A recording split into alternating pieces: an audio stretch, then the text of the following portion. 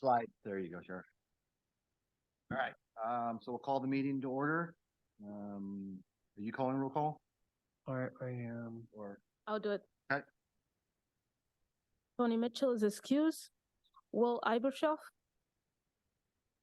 Cindy Potter. Present. Dustin Hawkins is not either online. Jason Pollock, Present. Jeremy Green is not online. Michael Baker, I'm here. Chair Lapine is excused. Nicholas Sneed, Here. Penny Kadimo, Steve Webb, Tim Gasner, Tim Plummer, Tony Lanson, and Trent Titus. Here. Chair, we do not have a quorum. Chair, if I may, Sergeant Webb, is there any opportunity that Chief Plummer may join us today?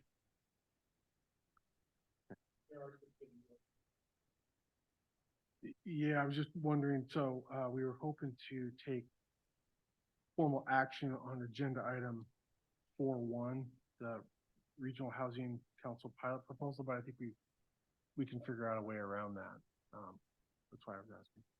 Okay, so Chair, I don't think we can make any decisions today, but we could just discuss the agenda. Okay, yeah. That makes sense. You want to follow in order? You want to open up the public comment first, start us off, or would you rather hold that to the end? At your discretion. Let's go ahead and start it off. I know we have a lot of folks here, four. That's a lot for this meeting. So is there anybody who would like to come up and speak to the group about anything in particular? Talk about your dog, your weekend, going once. All right, no public comment at this time.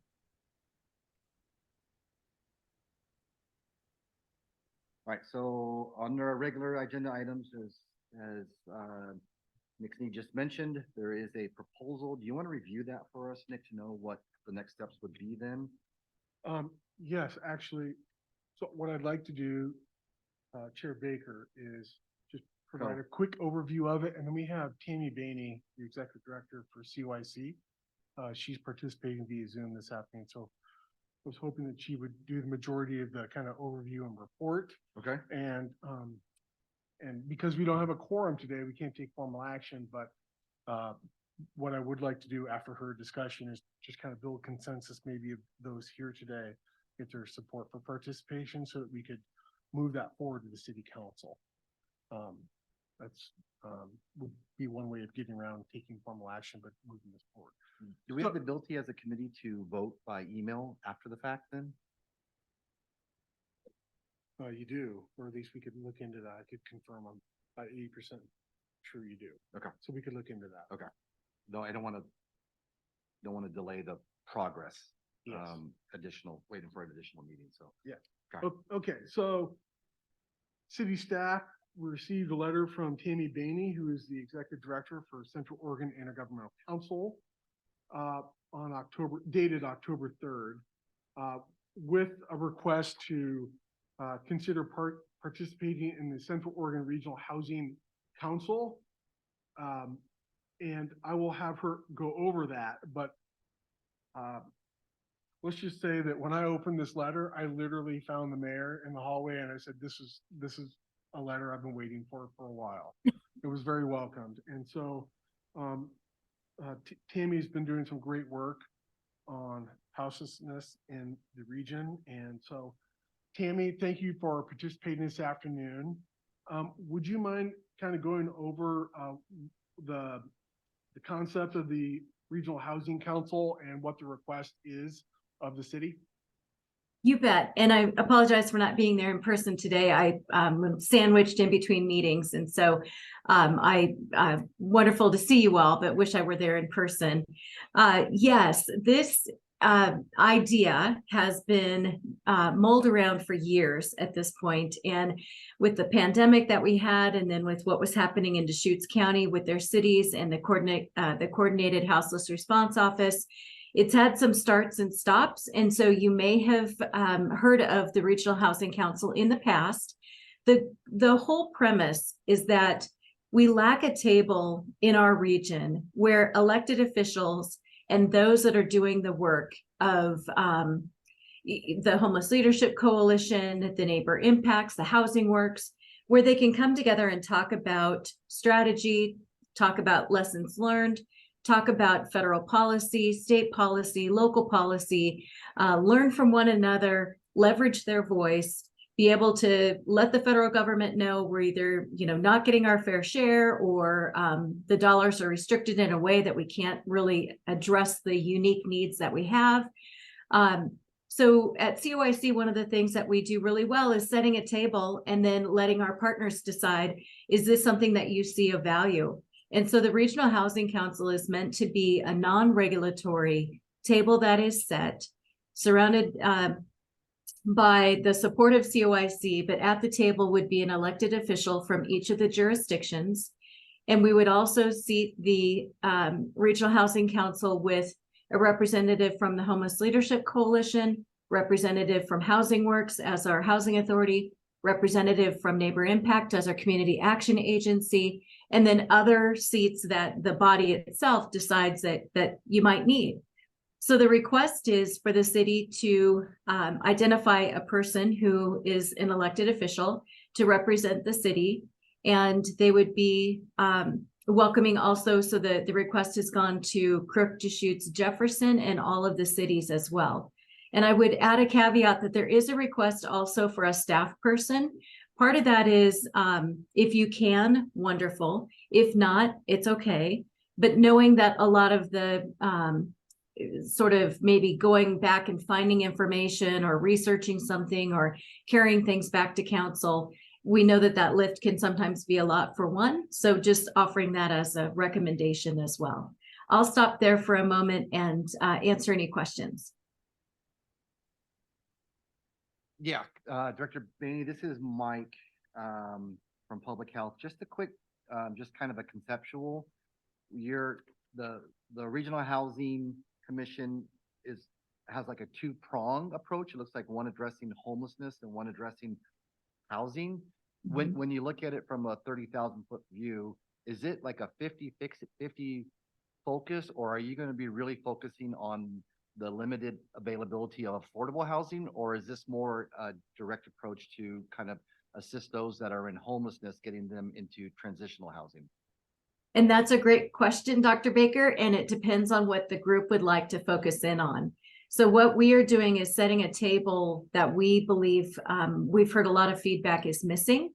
And so if the need for a Madras or a Jefferson County is to talk specifically about what are we doing around this particular issue, it affords that type of conversation at that table to learn from others. There might be something that's going on in the Prineville community that you might want to, have an update on.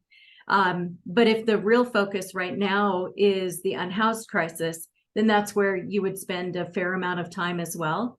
This does not take over the seat that's been set for our region through the multi-agency coordinating group. And that is the executive order funding that is being allocated to your community for the shelter that's being developed and built.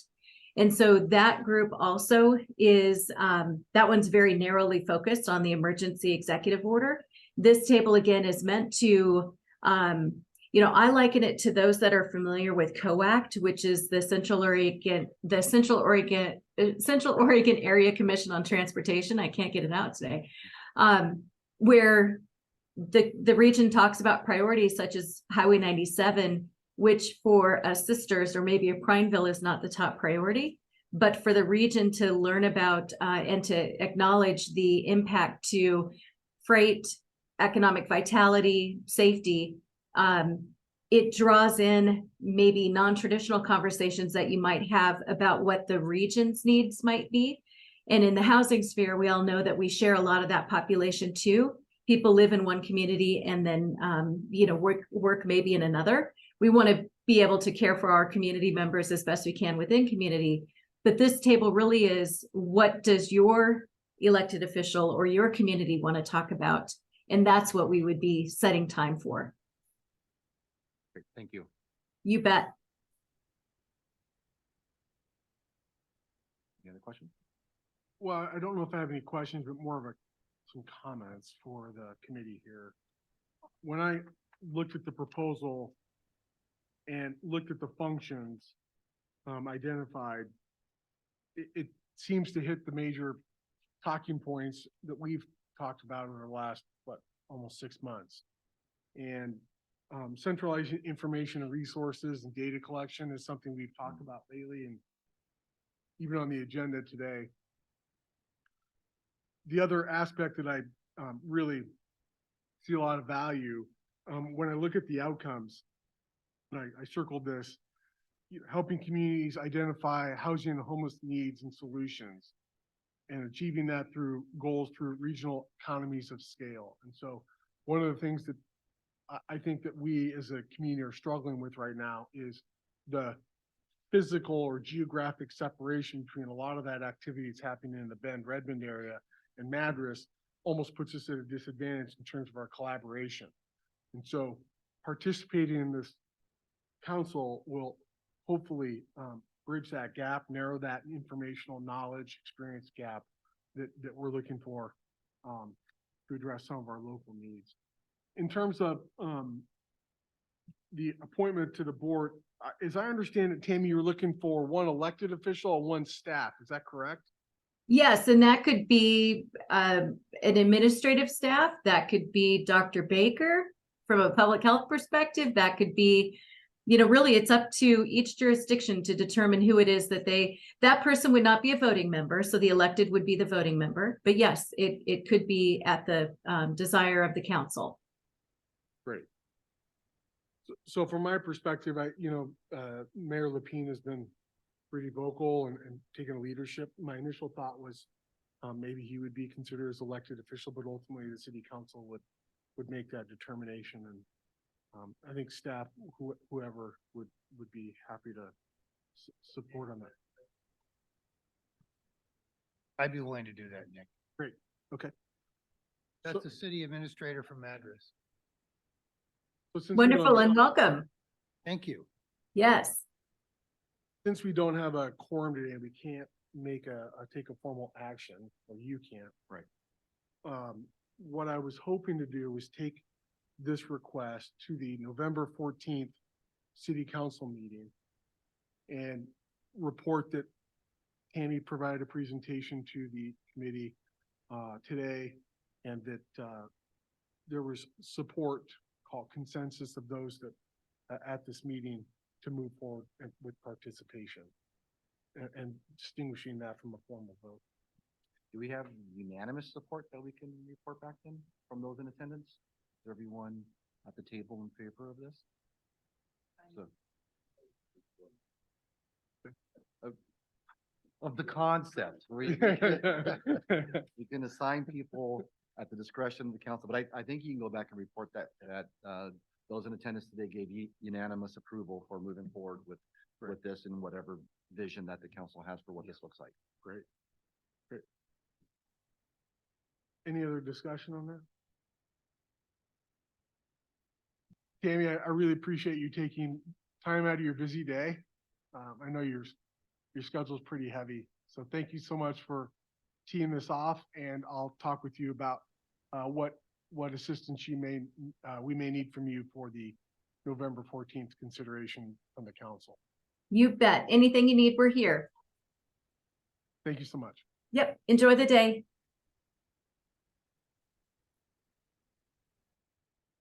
All right. Well, that is, I see why you're excited about that. That is exciting to move forward with something more formal like that. Next on our agenda, the cold weather shelter application. I know, once again, don't know what your process would be for not having a quorum, but fill us in on the application, Nick. Well, so there's actually no formal action required of the committee, but I think the pure intent of establishing the homeless advisory committee is really to understand all aspects of our homeless scenario in our community. And one of those is the annual permitting of the cold weather shelter.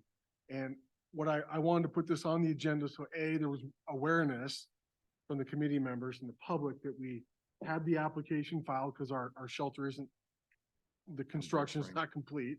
And so they do need to get a cold weather shelter permit from the city. We have a process to do that. They've done the first step, which is file the application. Our associate planner, Fatma Taha, is coordinating with the fire department and building official on that shelter structure to make sure it is safe for operations. The fact that it is proposed at the Cornerstone Baptist Church is helpful in the sense that 3 years ago, I think it operated there. And so there is somewhat a familiar structure in terms of the building official. The fire department, you may have some new players there, but nonetheless, I think it should get through inspections fairly easy. There's always some minor things that, you know, fire extinguishers and making sure the exits are properly illuminated, things like that, that quite honestly, the faith-based network is well informed and almost experts in at this point. So really trying to increase awareness on this. We should be able to probably issue this permit probably in the next week or two. And so I think that's important. Also in terms of timing throughout the calendar year, because in years past, we got the application late and quite frankly needed to work with them on providing service before a permit was actually issued. And so it's being done in a timely manner. We can make sure it's safe and we can get that operational in a timely manner before snowflakes and cold weather come, which ironically this weekend I just learned we're supposed to have 19-degree weather this weekend. So it's supposed to get real Okay. cold. Okay. So So with that in mind, Nick, is there a time frame on this application that this permit, or like, I don't know the technical term for what you're approving here, that they'll be able to open and or when that time frame ends? yeah, I believe city ordinance says November to end of March every year. So it's truly during the cold months of the year. But remember, our new shelter should be open Right. hopefully beginning of January. So it's likely that what we will is the city will, if all the requirements are satisfied, issue this permit for the full duration of the winter season. Okay. If they want to pivot and move locations to the new shelter under construction, they can certainly do that. But the intent is to provide flexibility there, just in case that construction project runs out longer and they're not able to open when planned. You'd still have this permit still in place and allow them to provide shelter. So the permit is transferable then to the new location The new location doesn't need it. because that's his designated use. Well, that and there was specific legislation that was passed, I want to say in the 2019 session. I can look in the files, but Sure. basically it supersedes shelters as a use. Okay. It's not a land use decision, but there's a way to permit that under state law that no longer requires or actually prohibits well, I'll step that back a little bit. There's no longer a need for this local cold weather shelter permit. Okay. So once that shelter's open, there's no need for an annual permitting of that. They just operate it like any other call it business. Once you get your license, you're good. Okay, so thanks for that clarification. Yeah. Okay, fortunately, our representative from the faith base is not here to speak about the data collection. Is there anyone here that can speak on behalf of that? Thank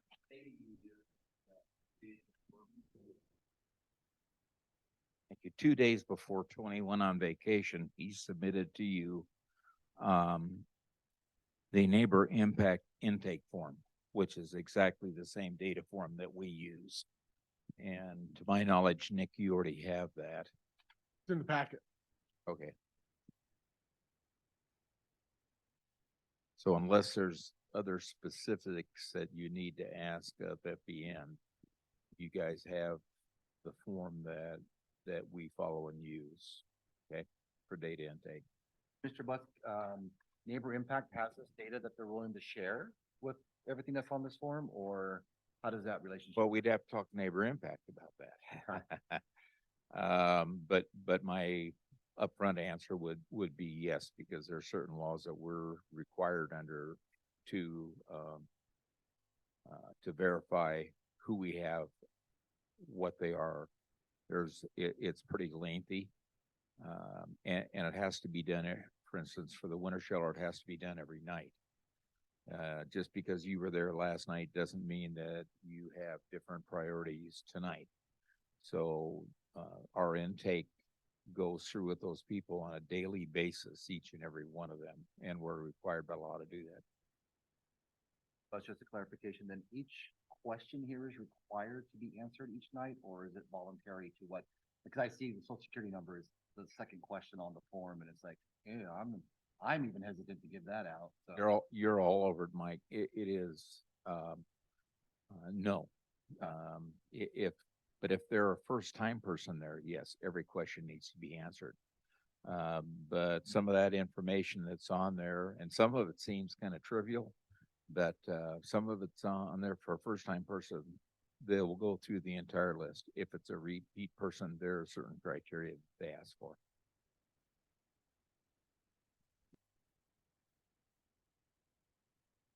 Yes, ma'am.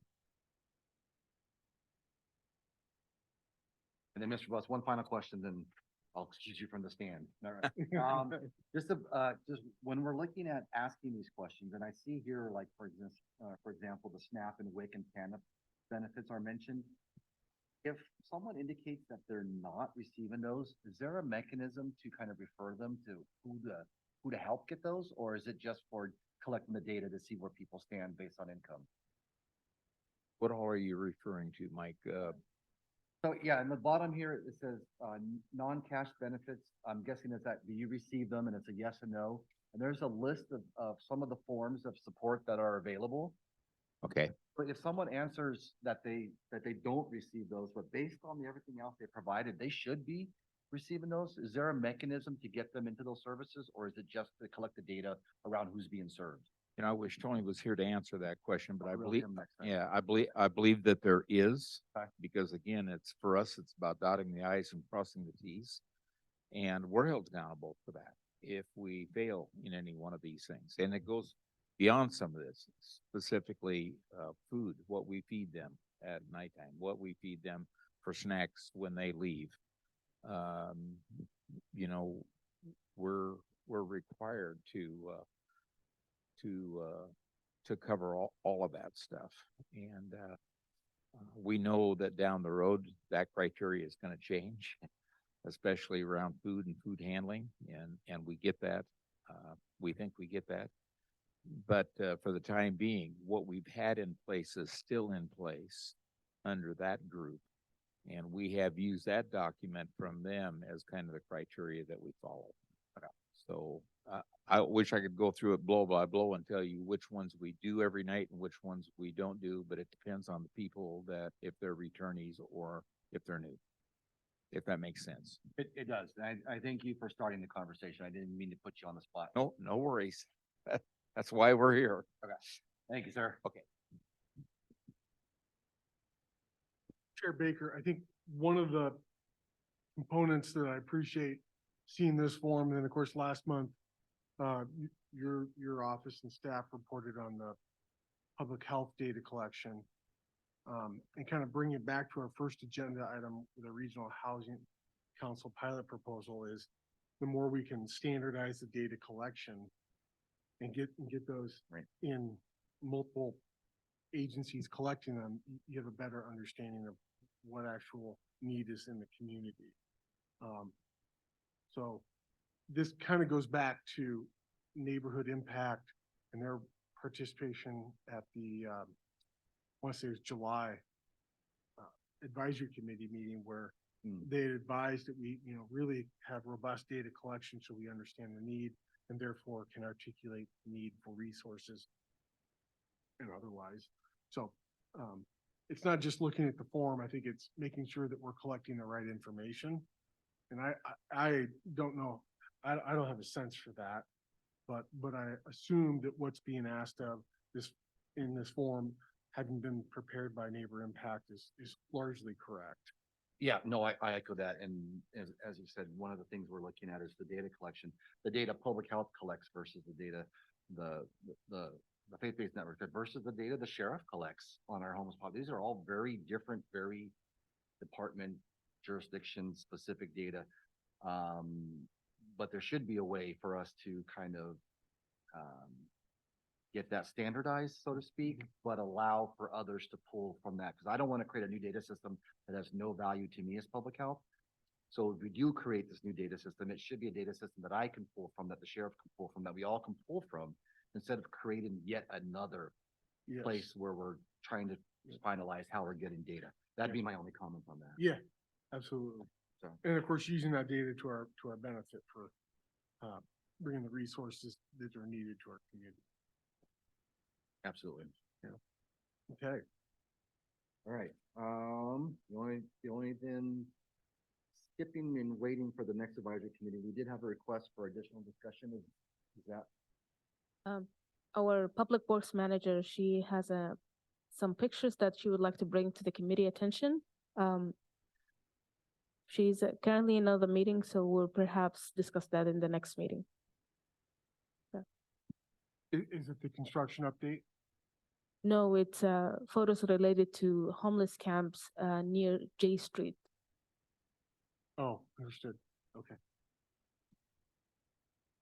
Is that something we should stretch for today? Is it I can. 30 is something, or is it like not gonna happen? She should be joining us shortly. I can bring the photos up and we can look at them, but the discussion, I would prefer that she be here to present the problem. So if we're looking to kill some time, I could do a couple things. Please do. Okay. First, I'd like to introduce Steve Keever. He's our new code enforcement officer, working about 30 hours a week for the city. So today's his first day. So doing lots of paperwork and just figuring where things are at. It's first day. I recognize the name and the face. So is there a connection that I'm trying to figure out here? No, he's a longtime community member. Okay, Yeah. okay. And the city and the fire department have collaborated to set up a code enforcement program as best as possible with the resources we have. Okay. And so this indirectly relates to homelessness because there may be some need to assist on some of our homelessness related issues. And so Steve's here. Sounds like he'll be here about 4 days a week, helping us with code enforcement. Moving forward, we've got a vehicle coming for him. We've got some software we're going to set up to help manage our cases so we can communicate internally and externally about our caseload, the nature of those cases, and what success we are and unsuccessful efforts. And so the idea here is he'll work for as long as he can. He may be taken off to another place for some other important work, but we're thankful for him helping us out. If nothing, just for a few months to help us set up this program, work out the kinks, Sure. so that we have a better understanding of the needs for code enforcement. So welcome, Steve. Thank you for coming. The second is Fatma. Just wanted to get out in the air the next date of our advisory committee meeting. So we're looking 2 weeks from now. That would be November 6th at 2 p.m.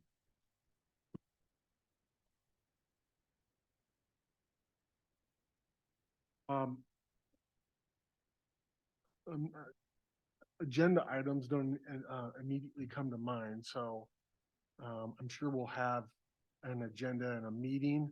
I also don't want to waste people's time, so we'll keep moving this forward. There may be some things we need to convene on, but if there isn't substantive agenda items, I'll work with perhaps you and the mayor to confirm whether it's a meeting worth convening or maybe pushing that up to December.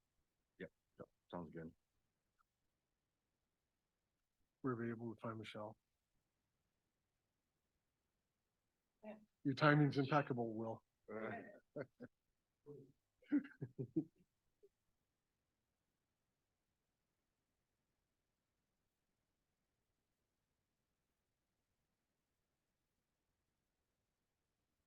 How is everybody today? Good. So last week, I was called by my utility manager. We had 3 individuals that was camping out off of J Street. They were there for about 3 months. And we worked with our police department to have them move because actually where they were camping is next to the fields that we use the effluent water to irrigate. And having them there was against our permit. And if DEQ was to have came, it could have caused us some issues per our permit. So I did work with our police department to get them to move. And once we realized they had moved, we went and looked. And as you can see, for the 3 months that they were there, they did leave quite the mess. My thought with all of this was that we're a city and we do have some resources to help clean this up. But as this the homeless continues, and with this being a committee, I think we need to try to figure out a way there are some people that are staying on private property.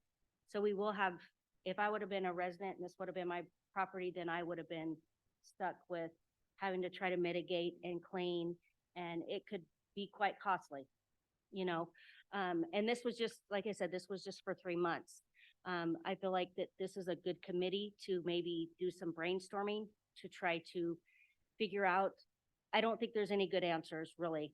There really isn't. It's just that, like I said, with us being the city, we do have resources to get it cleaned up.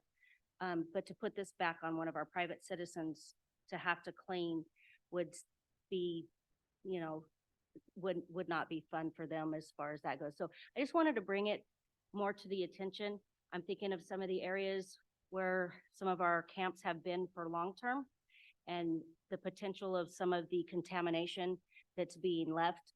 I did not take a close-up picture, but there was a picture at the beginning. There is a chair that was used as a porta potty, more or less, and there is feces that's left there, so that will have to be taken care of. So I know that we do have quite a few camps along our creek.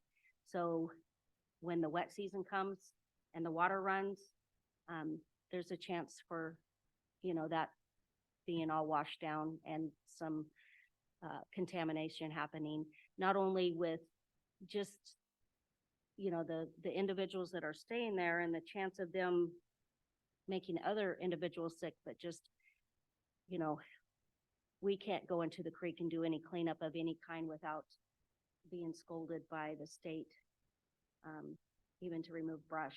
So it's kind of a tough situation. But again, it was more just to kind of, I'm sure you guys are aware of it, but it was just more to bring it to the attention for a talking point on maybe what or if there are any possibilities to try to help mitigate some of this, or education to try to keep it from getting as bad as it does. I guess I'll just stop there.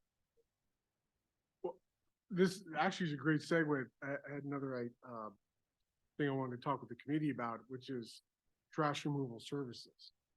Because for quite some time, the city's worked with Tony Lansing to remove trash, and that service is no longer being provided. So as I was even driving around through the community, I saw by CenturyLink building on Highway 97, we've got a shopping cart there that's been there for 4 weeks, hasn't been touched. If anything, there's been another trash bag added onto it. Behind Sonic now, there's a couple more shopping carts and a bunch more trash. And so as I'm thinking about this, my question is, we need someone to, call dispatch to remove this trash, to take the grocery carts back to wherever they go to, and things like that. So if anyone has any ideas on contractors or someone that the city could work with for for that work, all years. There was some discussion, maybe using the, dare I say, parole and probation work crew, but I don't think that's the name of it. I don't even know if it exists anymore, but, that sort of, call it community service through the, call it law enforcement, arena, may be an opportunity, but that seems to occur, the schedule that may not be as frequent or otherwise based on our need to effectively remove it. Just to Michelle's point about some of the status of this waste, some was household waste, could be household hazardous waste, chemicals and things like that, could be pathogenic waste with feces and things like that. Is there a specific requirement when we talk about cleanup? Do you have to be like hazmat certified to do this, or is there? I am honestly just stepping into this. Okay. That seems like something that may be helpful in some cases or needed, but in other cases not. And so maybe you do need in cases where there's waste that needs to be properly treated. You work with SMAMP, for example, a company in Central Right. Oregon that deals with hazardous waste. In other cases, you just may be able to collect the trash bags and put them in a truck or trailer and then dispose of them. Sure. I'm hoping it could be that simple. It never is. I'll Yeah. just put that out there. And then kind of with this experience and then what we've been talking about as far as the guidelines for moving camp and storing stuff, if you were to kind of apply this just one camp to that process, how would you think it went overall? It took us some time to get them out. I worked with Officer Pierce and we started, probably took about a month and a half for us to get them moved, but we weren't in no way trying to make it to where it was, we just talked.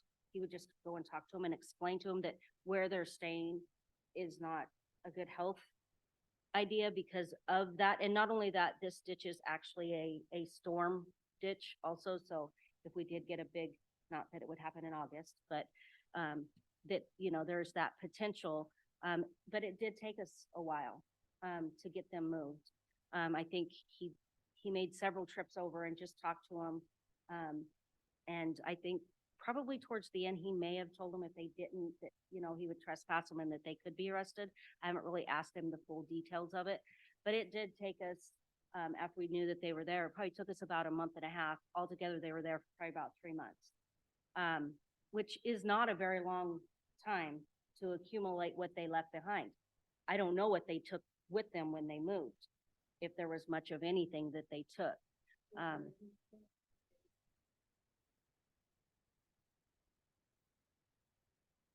So this, part of what I want to understand about that intake run at Michelle last week. As I'm sitting here talking, I think the sheriff would agree that a lot of times you move without taxation, you arrest people. Not a lot of times, but all the time. To change the big, I think the traffic speed. Our goal is to change. And even these individuals that are out there right now, we want to change some of that behavior, take care of what's yours and clean it up. And so looking at this last week, I told Michelle, one of the things that I asked Officer Pierce to follow up on would be a statute actually attempted murder, which is, I think it's a female misdemeanor. And there's also a statute for being water. And also down here be an issue, but that's actually a criminal. And not that we want to load these individuals up with something up to them right now, but starting to change the behavior. We tried it with Officer Pierce, it took quite a long time to get that. So that's what we're probably going to be going for. Speaking of that, so jumping to the other team, just to let you guys know, the last few miles,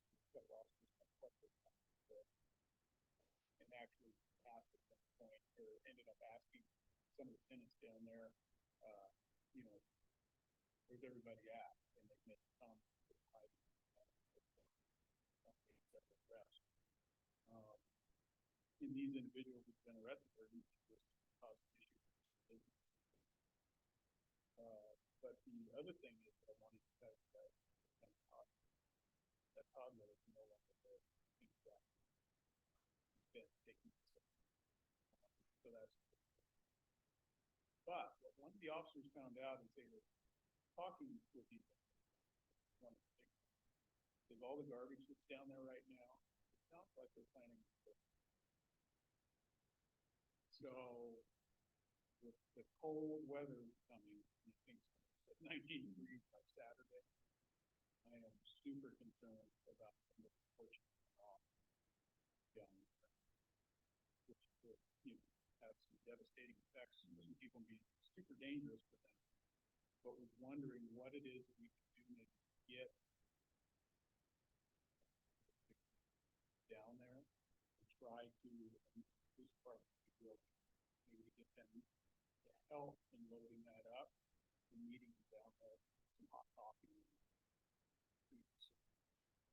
something to bring them over to do some work there. So just Now, are they wanting to torch it just because it's there, or are they actually wanting to use it for fuel to stay warm? probably a little bit of They may be a little reluctant to take away their warmth if that's what they're planning. But yeah, and Steve did reach out to me and ask about the two areas you talked about, and I haven't had a chance to talk to my guys about getting it cleaned up. I'm a little short-staffed this week, so. Yeah, in my mind, this is one of the reasons why I'm looking for a contractor, because there's just not enough hands, right? So we need, I think the short answer, Sergeant Webb, is we can get the 20-yard dumpster, whatever it is down there.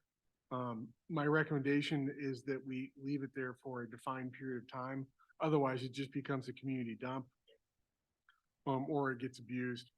So another way to think about that is the more that we can nurture and encourage them to remove their own trash and put it in there, that's going to make our work to transition them to comply with our homeless camping regulations much easier. So we do have budget for it. Think we just need to coordinate with law enforcement and some other agencies to make sure that everyone understood what was going on. And I think, you know, I know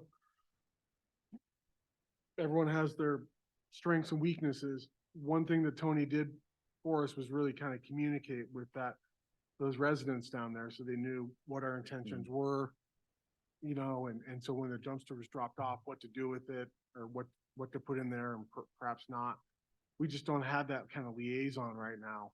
And so I think Sergeant Webb, the natural in my mind, and I could be wrong, is that law enforcement may become our next person that kind of is the liaison. And that's not something I say easily, because it's not something, I don't like to add that to that portfolio of work, but that's an area of need for our community. It's just that interface. Is there people in kind of a work release program that we could contract with that would come up and help with tasks like that? Or is that against the certain regulations? Well, we do have inmate workers. We're kind of limited on, you know, based on the classification. But, you know, most of the time we have at least 4. And so there's always that option to use them for stuff like this, as long as it's not hazardous materials.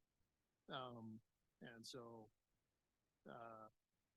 I would probably caution on reaching out to, you know, people like SMAT, because I've seen the bill from them. Oh, it's expensive.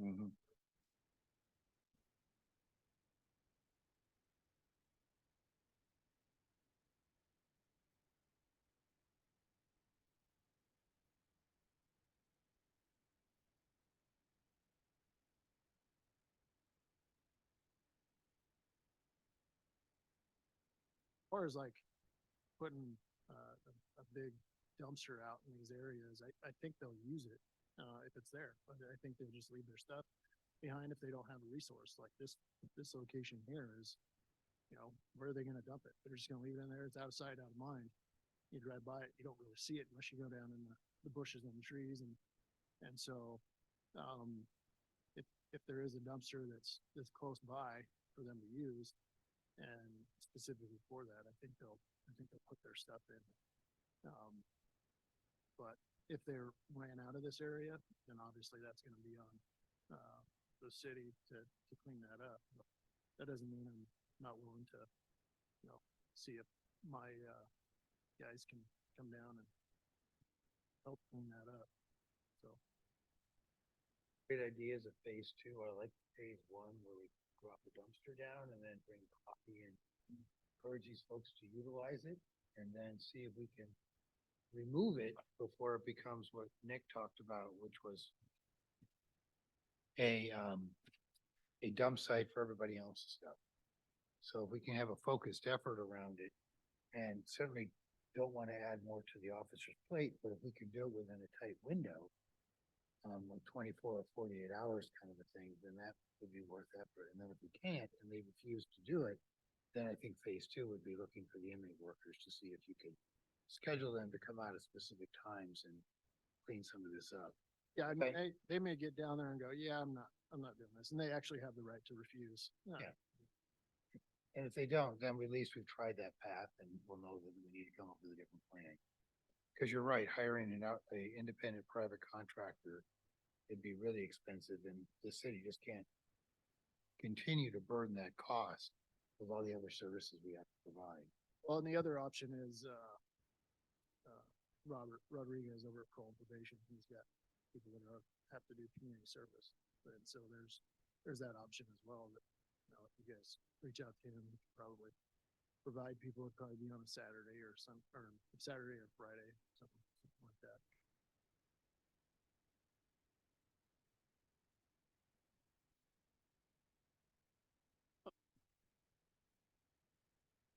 Any final thoughts then on your? No, I just Sure. kind of wanted to bring it to start the conversation because that's not gonna, it's gonna continue. But to try to find, I don't think, like I said, when I started, there's not an easy answer and there's not gonna be a good answer. But if it's something where we can work with, the camps to maybe clean up, maybe whether it's a once a month or once a quarter or however we do it, but give them the opportunity and let them know that it's here for them to clean up, because I think of, not only the big camp over here, but I know there's a camp under C Street and a camp under D Street. After winter comes, if we do get a significant thaw and Willow Creek runs, then not only does it really put them in danger, but everything they've left is then washed all the way down to Centestus, and into the waterways. So if we can get them to clean up every once in a while, and kind of like what Steve said, maybe try to change their frame of mind a little bit. I mean, if you're gonna stay here, keep it like you would keep your home, you wouldn't leave, most people, okay, wouldn't leave their home in disarray. So if we can get them to maybe start thinking that way and find a way to communicate with them, to let them know that there's, on certain days and times that there are places available for them to maybe take their trash. Or maybe one thing I think Tony did is when we did have dumpsters out, he would hit the different camps and they would give him or he would provide them garbage bags and then he'd go back and pick them up. Even if we could do something, get something like that going again, where we provide the bags and then they could bag it and we could figure out, I mean, even if it's a couple of our public works guys that go around and they help throw it in the back of a trailer to help, do something like that. If it's planned, it's easier. It's when it's not planned, it's a little harder for the team when it's just out of the blue and we need to go and do something like that. But that's, would work. And then for the dumpster back here behind Public Works, we could definitely get that set out. It would be easier to set out and keep. The problem that we've come, and Nick knows, is if we set out a dumpster for cleanup somewhere, the whole community uses it for cleanup and not always the individual that we put it there for. So back here, we have a little bit of control because you can't just freely drive back there. We have the gate locked now to try to keep people from driving back there. And now just, I think the fire and police have keys to get into there. So that would be a little more controlled and that to where we could maybe concentrate on the camps to use it.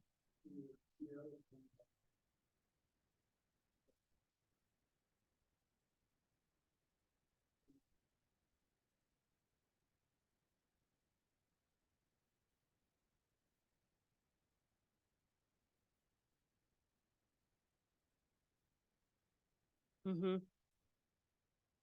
I've had conversations with the Opportunity Foundation and they don't want people on the property. And so I think it's a matter of us just being on top of it and going and having that, you know, even if they have to put it in writing to the city of, yeah, well, you guys have exclusive right to trespass people from this property because we don't want them here. Then maybe we have that in writing and then we go nip it in the bud immediately. When you see these homeless camps start to form on private property and maybe it's their responsibility to, you know, put up no trespassing signs, because there hasn't been any in that area. But I think it's important to, if somebody does own property and maybe they don't live in this community, maybe they live in the Washington or California or wherever, they're not closely monitoring. Mm-hmm.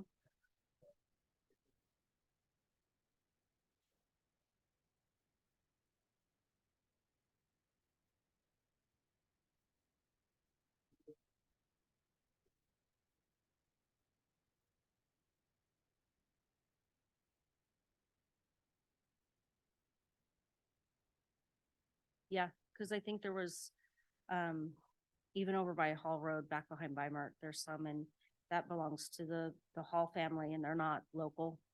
A lot of, I think, a lot of the areas where I've seen them pop up, they are not local landowners. You're right, they're, they may live in a different community or something, so they don't drive by it every day to see it.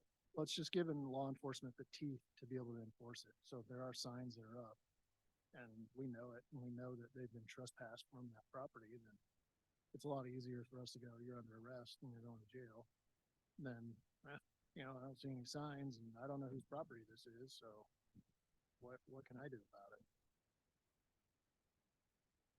Michelle, what was the cost to clean up J Street? How much stuff did we We get? haven't cleaned it yet. Okay. I went out and took these pictures just last week. Dan was gonna work on getting together with his crew. It's just a matter of getting together but I went out, he was telling me of the mess. I'm like, you know what? I want to go take some pictures so I could bring it. Again, this committee is here for brainstorming and solving problems. And so I figured this is just one example of, I'm sure, a lot that's out there and trying to at least get the conversation started. So he hasn't, they haven't cleaned it up yet, but they're considering it. We're also gonna cut down all those trees so it doesn't make it so nice to be able to hide. We do. It's city owned. That's where, we have the resources. It still cuts into our budget, but we have the resources and some manpower where if it was just, right, would you have the extra $500 or whatever it costs to clean it and the time to haul it? And, so that's what part of what I was, thinking about.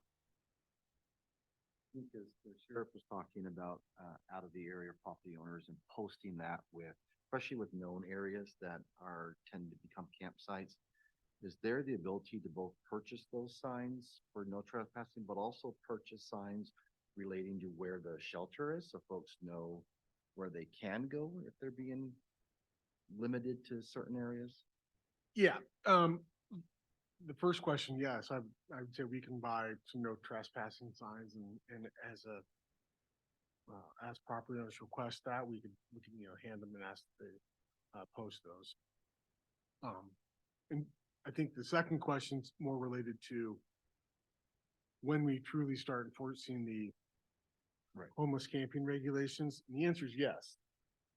we're going to clearly demarcate where they can camp overnight. Okay. So that they know where they can go. And then, of course, have to leave every day, so. Thank you. Okay, anything else?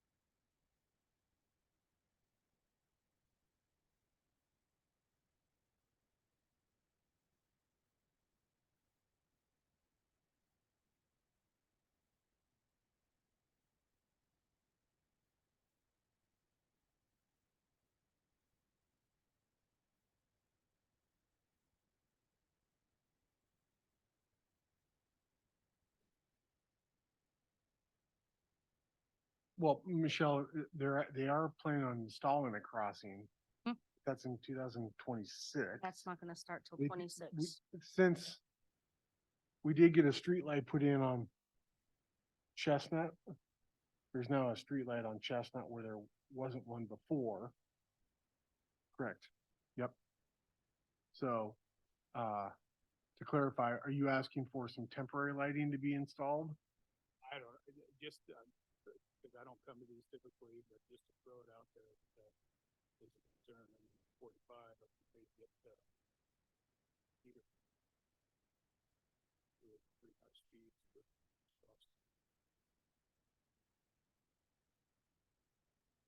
just something more clear.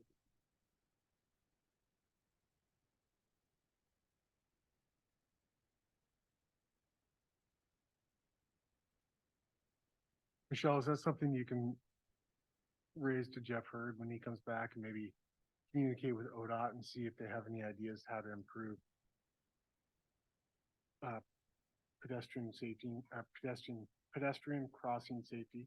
So the cornerstone's opening, they're gonna open back up for warming shelter? Yes.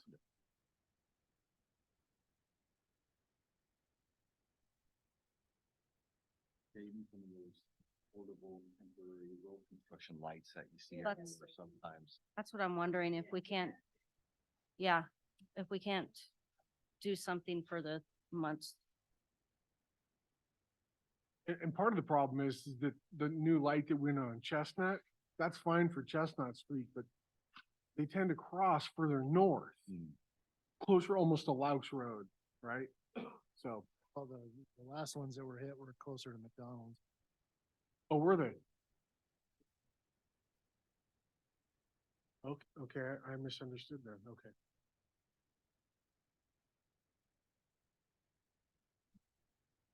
Field trip, we'll go see how bright it is up there tonight, so. Car crash right there at the corner of, well, right on that corner, right before you get to McDonald's, not too long ago. There's a rollover at night. So, Wiped out the Oh, tree. yeah, yeah, and still markers there, so. Yep. Okay, any other additional business for discussion? No, yes, sir. Quick, apologize for being out of order, but it kind of came from y'all. And by the way, Steve, we have a real concern about that too. Because we know what happened there 3 years ago and it is an issue. So if there's anything that can be done there, even though we may only be there for a couple of months before we move the new facility, it would be helpful. You guys brought up a point about this weekend. We are unpermitted. Normally, we would not open the winter shelter until the 15th of November. We are currently not permitted. My question to you is, I don't even know that there's anything that we could do in this short to prepare ourselves to open something on a temporary basis. But if we could, you guys need to say to us, because we only have one concern, and that's preserving life out on the street. That's the only concern we have, and it's yours too. If we could put something in place, can we do it on a temporary basis without a permit, or can things be expedited? You need to look at us and say, Gary, we can't do this. We just have to roll with this. And that's fair. And I don't even know that we could. I'm just playing devil's advocate here and throwing it out to this group. Transferring. So Saturday, Sunday, Mondays, and 22, 17, and 19. Saturday night, Sunday, and Monday for. Saturday, Sunday, Monday, 22, So, 17. so Gary, I think here's how you can help. Number one,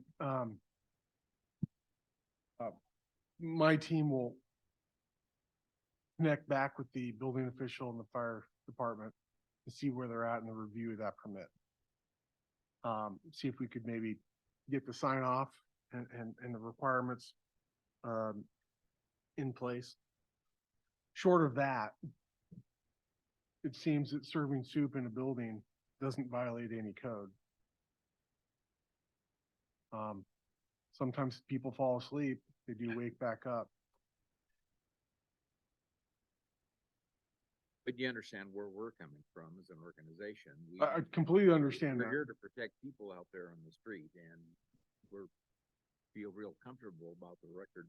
But this is a little bit early for it to get that cold, guys. And It's actually pretty typical. We do have kind of a cold wave before really the Winner, yeah. real winter we happens. have opened early in the past. Uh-huh. This is kind of short notice. We don't even. And maybe taking it a step further, maybe not making it fully public, but if you do maybe have some sort of warm meal or something you're gonna serve, some coffee, whatever, maybe communicate that to sheriff and police so that if they find some individuals, they at least guide them to that place. So they know that resource is available. Does that work for police and sheriff?